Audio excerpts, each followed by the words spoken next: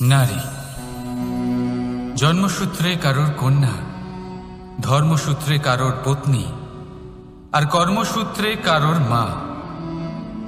আমাদের মনে এই ছবি আঁকা রয়েছে একজন নারীকে নিয়ে, তাই না? একটা অতুলনীয় ভূমিকা রয়েছে নারীদের আমাদের জীবনে, আর নারী ছাড়া আমরা কিছুই নই। কিন্তু অধিকার, সেখানে আমরা একটা ভুল করে বসি। যখন নারী একজন কন্যা থাকে, যখন সে জন্ম নেয়, তখন তার ওপর অধিকার থাকে তার পিতার। আর তারপর যখন বিয়ে হয়ে যায়, তখন তার অস্তিত্বের ওপর অধিকার থাকে তার স্বামীর। আর যখন তিনি মা হন, তখন নিজেই তিনি জীবনের সমস্ত অধিকার দিয়ে দেন তার সন্তানকে। কিন্তু আমরা কি কখনো এটা ভেবেছি এই জীবন হলো তার নিজের? যে নারী সবার কল্যাণ করছেন, তার জীবনের অধিকারও তার কাছেই থাকা উচিত, তাই না? তার নিজের জীবনের সিদ্ধান্ত সে নিজেই নিতে পারেন, নিজেই নিজের ভাগ্যের রচয়িতা হতে পারেন। আর এর জন্য আমাদের নিজেদের পাল্টাতে হবে, দৃষ্টিভঙ্গি পাল্টাতে হবে। কারণ এই ধারণা সেটা আজ বা কালকের ব্যাপার নয়, এটা ঘটে চলেছে বহু বছর ধরে, আর চলতেই থাকবে যদি আমরা এটা না বদলাই। আর এটা তখনই সম্ভব হবে যখন আমরা নিজেদের মধ্যে পরিবর্তন আনব। তাই আজকের পর থেকে, এই মুহূর্ত থেকে, কোনো নারীর ওপর অকারণ অধিকার স্থাপনের আগে সহস্রবার ভেবে দেখবেন। কারণ যখন নারী নিজের অধিকার কেড়ে নিতে বাধ্য হবেন, তখন শুধু এবং শুধুমাত্র বিনাশই ঘটবে। রাধা রাধা।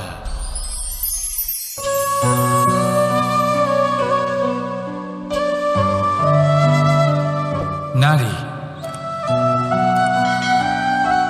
পুরুষরা যাকে নাম দিয়েছেন ত্রিয়া, কেন দিয়েছেন, কে দিয়েছেন, কেউ তা জানে না।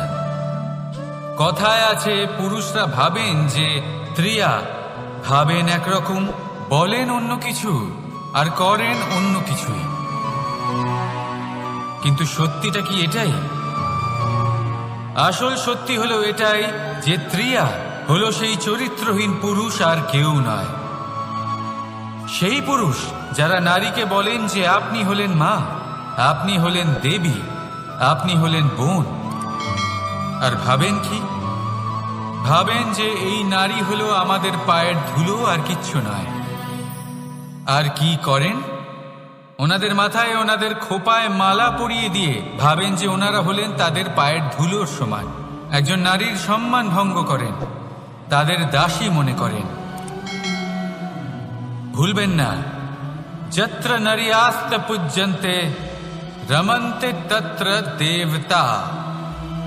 অর্থাৎ যেখানে নারীকে পুজো করা হয়, সেখানে ঈশ্বর বাস করেন। আর যেখানে নারীকে অপমান করা হয়, সেখানে ঈশ্বর এবং ভাগ্য এই দুই রুষ্ট হয়। মনে রাখবেন, যদি নারী কল্যাণকারী হতে পারেন, তাহলে নারী মহাচণ্ডী রূপও ধারণ করতে পারেন। যদি একজন নারী মাতা হয়ে জন্মদান করতে পারেন, তাহলে নারী মৃত্যু হয়ে বিনাশও করতে পারেন। যেখানে নারী অপমানিত হবেন, সেখানে মহান ভারতও মহাভারতের পথে অগ্রসর হতে পারে। তাই মনে রাখবেন, নারীর অপমান যেন কখনোই না ঘটে। আর যদি কোথাও নারীর অপমান হয়, তার অর্থ হলো আপনার বিনাশ আপনার দিকেই আসছে। আর এটা হলো তার প্রথম পদক্ষেপের প্রথম পদধ্বনি। রাধা রাধা। যদি সন্তান কোনো দুষ্কর্ম করে, তাহলে সেই অপরাধ শুধু কি সেই সন্তানের? না, যদি সন্তান দুষ্কর্ম করে, তাহলে অপরাধী তার মাতা পিতাও, যারা পুত্রমোহর কারণে সেই অনুচিত কাজে তাকে বাধা দেননি। অপরাধী হলেন তার পিতামহ, যিনি নিজের কর্তব্যবোধের কারণে নিজের পরিবারের যত্ন নেননি, যিনি সন্তানকে কখনো শাস্তি দেননি। অপরাধী হলেন তার সেই গুরুও, যিনি নিজের শিষ্যের সেই দুষ্কর্ম দেখেও তাকে প্রতিহত করতে পারেননি। একজন হবু রাজার কর্তব্য হলো নিজের প্রজার কাছে সে যেন এক উদাহরণ প্রস্তুত করতে পারে। কিন্তু যদি এত অনুচিত উদাহরণ প্রস্তুত হয়ে থাকে, তাহলে মা বাবার, বাড়ির বয়োজ্যেষ্ঠদের কর্তব্য হলো ওনারা যেন সেটা সেখানেই থামায়, হয় ভালোবেসে, নয়তো শাস্তি দিয়ে। যদি না থামানো হয়, তাহলে মহাভারত অবশ্যম্ভাবী। আমার ভালো করে মনে আছে, একবার একটা গাভী বন থেকে বেরিয়ে আমাদের বাড়ি চলে এলো। আমরা অনেক চেষ্টা করলাম তাকে ফেরত পাঠানোর, কিন্তু সে ফিরে গেল না। আমি মাকে জিজ্ঞেস করলাম। মা বললেন, এ তো ভালো কথা। এই ঈশ্বরের আশীর্বাদ যে গোমাতা নিজেই আমাদের বাড়িতে এসেছেন। এবারে কানাই আর বলরাম আরো বেশি করে দুধ খেতে পারবে। কিছু মাস সেই গাভী আমাদের সাথে ছিল। তারপর একদিন নিজেই সে ফিরে গেল। নন্দ বাবা হতাশ হলেন। আমি মাকে দেখলাম। মা বললেন, এ তো খুব ভালো কথা। এবারে গোবর পরিষ্কার করার পরিশ্রম করতে হবে না। সেই দিন আমি যা শিখেছি, আজ আপনিও তা শিখে নিন। যে সমস্যা পরিস্থিতিতে নয়, দৃষ্টিভঙ্গিতে হয়। ধনাত্মক দৃষ্টিভঙ্গি দিয়ে সমস্ত সমস্যা দেখুন। সমস্ত সমস্যায় তার সমাধান আপনি অবশ্যই পাবেন। যদি কিছু বাকি থাকে, তবে তা শুধুমাত্র আনন্দ। তাই আসুন এই আনন্দের সাথেই বলুন, রাধা রাধা। আপনার কি মনে আছে যে আপনি শেষবার কবে পরাজিত হয়েছেন? আপনার ভুল কবে হয়েছিল? আপনি কবে অসফল হয়েছিলেন, কবে পরাজিত হয়েছিলেন? মনে নেই? তাহলে তো আপনি নিজের জীবনের সবথেকে বড় শিক্ষককে হারিয়ে ফেলেছেন। আপনার বিগত হার, পরাজয়, ভুল, এটাই আপনার জীবনের প্রধান শিক্ষক আর প্রধান সহায়ক। এটাই আপনাকে শেখায় যে কি করা উচিত, কি করা উচিত নয়। এই প্রকৃতি আমাদের কি শেখাতে চাইছে তা বুঝুন। এমন কি কোনো দিন আছে যার শেষে রাত আসে না? এমন কি কোনো নদী আছে যা শুকিয়ে যায় না? এমন কি কোনো বৃক্ষ আছে যার পাতা ঝরে না? এমনই তো হয়। কিন্তু যদি সূর্য পরাজয় স্বীকার করে, তাহলে রাতের পরে কখনোই দিন আসবে না। যদি নদী হার মেনে নেয়, তাহলে সে আবার বর্ষা ঘটাতে কখনোই সাহায্য করতে পারবে না। যদি বৃক্ষ হার মেনে নেয়, তাহলে সে বসন্ত ঋতুতে না নতুন পাতার জন্ম দিতে পারবে, আর না গ্রীষ্মকালে ছায়া প্রদান করতে পারবে। যদি এরা সবাই হার মেনে নেয়, তাহলে ধরিত্রী তৃষ্ণার্ত থাকবে। প্রকৃতি আমাদের এটাই শেখায় যে হার, অসফলতা, পরাজয় এগুলো আমাদের জীবনে আসবেই আসবে, আর আমাদের শিক্ষা দিতে আসবে, আমাদের মঙ্গলের জন্য আসবে। তাই নিজের দৃষ্টিভঙ্গি সেরকমই রাখুন। তাই ধনাত্মক দৃষ্টিভঙ্গি দিয়ে দেখুন, নিজের হার, নিজের পরাজয় থেকে শিক্ষা নিয়ে অগ্রসর হতে থাকুন। নিশ্চিত রূপে আপনি জয়ী হবেন। আর যখন জয়ী হবেন, তখন মন প্রসন্ন হয়ে বলবে, রাধা রাধা। এই পদ্ম ফুল দেখতে পাচ্ছেন? এর অভ্যেস হলো জলস্তরের ওপরে ভাসা। সেই জন্য জলাশয়ের জলস্তর যখন বৃদ্ধি পায়, এই যে ফুলের কাণ্ড দেখছেন, সেটাও বাড়তে থাকে, যাতে এই ফুল জলস্তরের ওপরে থাকে। কিন্তু যখন সেই জলাশয়ে জলস্তর নামতে থাকে, সেই কাণ্ড নিজেকে ছোট করতে পারে না, আর এই ফুল নিজের ভারে নিজেই ভেঙে পড়ে। এবার এটা আমাদের সাথেও হয়। সময়ের সাথে আমরা জীবনে যত সাফল্য পাই, আমাদের জীবনের স্তর বাড়তে থাকে। আর যখন আমাদের সংস্থান কমতে থাকে, আমরা সেই জীবন স্তর ছাড়তে পারি না, আর শেষ পর্যন্ত সেই জীবন স্তরের কারণেই ভারাক্রান্ত হয়ে শেষ হয়ে যায়। সেই জন্য যদি কিছু রাখতে হয়, তাহলে তা হলো দৃষ্টিভঙ্গি। সাধারণভাবে জীবন যাপন করতে শিখুন। সময়ের চক্রও আপনাকে মাত দিতে পারবে না। রাধা রাধা।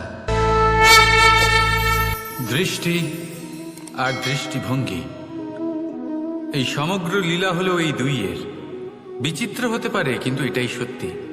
এবার আপনাকে একটা উদাহরণ দিয়ে বোঝাই।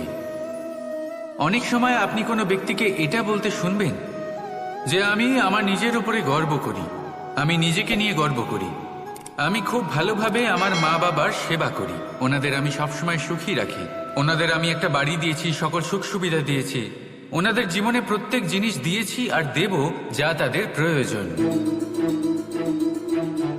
এবার আমাকে বলুন যে আপনি কে হন? আপনি হলেন সেই বীজ যা আপনার মাতা পিতা রোপণ করেছেন। আপনার মা বাবাই আপনাকে এই সংসারে জন্ম দিয়েছেন। এবার এইসব কথার কি তাৎপর্য? এই হলো সেই ব্যক্তির দৃষ্টিভঙ্গি। এবার দেখা যাক এই প্রকৃতি আমাদের কি শেখায়। কখনো কোনো গাছকে দেখবেন, যখন সেই গাছে ফল আসে, সে মালিকে এটা বলে না যে দেখো আমি তোমাকে ফল খেতে দিচ্ছি। সেই বৃক্ষ এটা বলে না যে দেখো আমি তোমায় আহার করতে দিচ্ছি, কারণ ও জানে যে এটা হলো সেই মালির পরিশ্রম, এটা হলো তারই কর্মের ফল, আর এটা তারই পাওয়া উচিত। সে বলে যে তোমার জিনিস তোমাকেই অর্পণ করলাম, এ আমার জিনিস নয়। ও জানে সেই মালির গুরুত্ব আসলে কি। এটা হলো তার দৃষ্টিভঙ্গি। সেই জন্য আপনি জীবনে কোন ব্যক্তির মধ্যে, কোন পশু পাখির মধ্যে, কোন প্রাণীর মধ্যে, কোন পরিস্থিতিতে, কোন আবেগের মুহূর্তে কি দেখতে পাচ্ছেন, সেটা আপনার দৃষ্টিভঙ্গির উপরে নির্ভর করছে।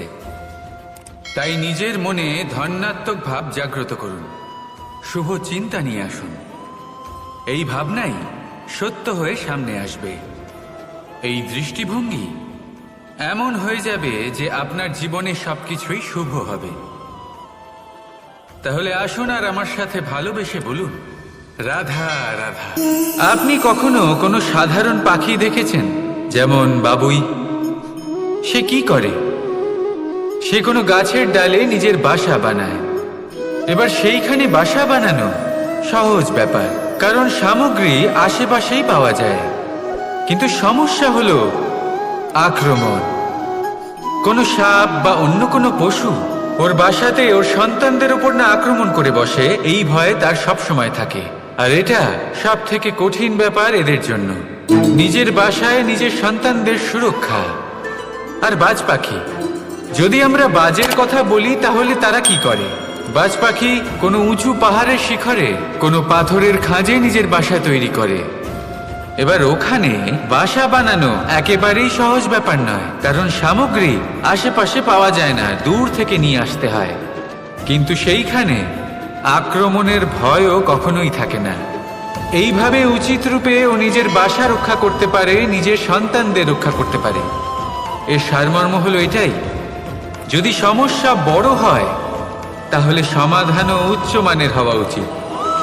একটা বাজ পাখির মতো ভাবা আরম্ভ করে দিন। জীবনে যে কোনো সমস্যা ছোট মনে হবে। রাধা রাধা। যখন আমরা হাঁটতে থাকি আর আমাদের পায়ে কাঁটা বিঁধে যায়, তখন মুখ দিয়ে আহ বেরিয়ে আসে, কান্না চলে আসে, আর অনেক সময় অভিশাপও বেরিয়ে আসে। কিন্তু আমরা কি কখনো এটা এইভাবে দেখেছি, এইভাবে ভেবেছি যে আমরা যে পথে চলেছি সেই পথে কাঁটা বিঁধেছে, নাকি আমরা সেই পথ নির্বাচন করেছি যাতে শুধুই কাঁটা রয়েছে? নাকি আমরা এভাবে ভেবে দেখেছি যে এই কাঁটা আমাদের কষ্ট দিতে এসেছে, নাকি এটা আমরাই বিছিয়ে রেখেছিলাম? সাবধান থাকা উচিত ছিল, কারণ কাঁটা বিঁধলে যন্ত্রণা হবে, চিৎকার করে ফেলতে পারি, মুখ থেকে অভিশাপও বেরিয়ে আসতে পারে। কিন্তু এই অভিশাপ শুধুমাত্র আমাদের তরফ থেকে অভিশাপ হয়, সামনের ব্যক্তিটির উপরও নির্ভর করে। এবার সেই ব্যক্তি যদি এমন হয় যে ফুল আর কাঁটা এই দুই সমানভাবে গ্রহণ করতে পারে, তার কাছে অভিশাপও বরদানে পরিণত হয়। শেষ পর্যন্ত ব্যাপারটা দাঁড়ায় ভাবনা, চিন্তা, দৃষ্টিভঙ্গির উপর। কারণ আপনার এই ভাবনাই সত্যি হয়ে সামনে আসে। সেই জন্য এই ভাবনা, চিন্তা, মানসিকতাকে গুরুত্ব সহকারে দেখবেন। এই বিবেচনা নিয়ে বিবেচনা করতে শিখুন। আমার কথার অর্থ হলো যে জীবনে যখন এরকম কিছু একটা ঘটবে, তখন ভেবে দেখুন যে এরকম কেন হলো। আপনি কি এমন কোনো কর্ম করেছিলেন যার কর্মফল এটা? এমন কোনো কাজ যা অনুচিত ছিল, অসত্য ছিল? যা অভদ্রতার কারণ ছিল। ভেবে দেখা প্রয়োজন। দেখুন, ইচ্ছে হলো আপনার যে আপনি কি করতে চান। ভাবনা আপনার, সত্য আপনার, জীবন আপনার, সিদ্ধান্ত আপনার। আসুন আর আমার সাথে ভালোবেসে বলুন, রাধা রাধা। বর্ষাকালে যখন ভয়ানক বৃষ্টি হয়, তীব্র গতিতে যখন হাওয়া চলে, তখন আপনি নিশ্চয়ই দেখেছেন যে পাখিরা, যাদের বাসা মাঝে মাঝে ভেঙে পড়ে, নষ্ট হয়ে যায়। কিন্তু আপনি কি কখনো সেই পাখিদের বিলাপ করতে দেখেছেন? কখনো নয়। যখনই সেই বৃষ্টি থেমে যায়, তারা আবার একটু একটু করে খড়কুটো জোগাড় করে তাদের বাসা বানিয়ে ফেলে। নিজের সংসার সেই রকমই বানিয়ে দেয় যেমন আগে ছিল। এমন কেন? কারণ এই ঝড়ের তাণ্ডবের সাথে সেই পাখিদের কোনো বোঝাপড়া করারই নেই। তারা শুধু সেটাই করতে থাকে যেটা তাদের হাতে আছে, আর সেটাই হলো, আর এটাই হলো সুখী জীবনের মূল মন্ত্র। যেটা আপনার হাতে নেই তা নিয়ে বিলাপ করে আপনার কোনো লাভ হবে না। মনোসংযোগ তাতেই করুন যা আপনার হাতে রয়েছে। যা বদলে গেছে তাকে আপনি আবার বদলাতে পারবেন না, কিন্তু যা আপনি বদলাতে পারবেন তাতে মনোসংযোগ করুন। এই জীবনে একটু ধনাত্মক হয়ে উঠুন, দেখবেন সব শুভ হবে। রাধা রাধা। যদি যাচাই করে দেখেন তাহলে এমন কোনো রত্ন নেই যার মধ্যে কোনো দোষ নেই, কিন্তু যদি মনে আশ্রয় দেন তাহলে প্রতিটা রত্ন আমাদের কাছে সর্বশ্রেষ্ঠ। যদি পরখ করতে যান তাহলে সংসারে এমন কোনো জীব নেই যা সাপের থেকেও বিষাক্ত, কিন্তু বিশ্বাস করলে এমন কোনো জীব নেই যা সাপের থেকেও বেশি সরল হয়, যা শুধুমাত্র নিজের পথে চলে, ইচ্ছে করে কারোর ক্ষতি কখনোই করে না। সেই রকমই হয় মানুষ।